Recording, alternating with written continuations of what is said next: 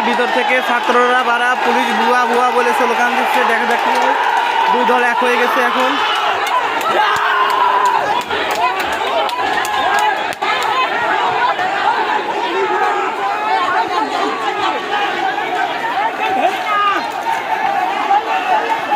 Kushtia NS রোডের পরিস্থিতি এত পরিমাণ ভয়ানক, যাতে মনে হচ্ছে পুলিশটা যদি পলাতক না চলে যায় তাতে এরা পুলিশদেরকে মেরে ফেলবে। এই অবস্থায় তাদেরকে লাঠিচার্জ করছে।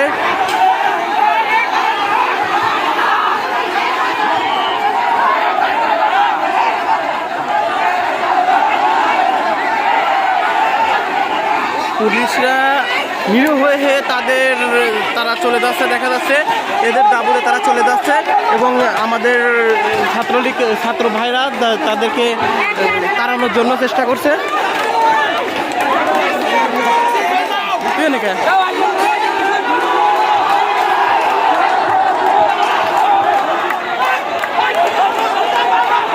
আমাদের বসে ভাই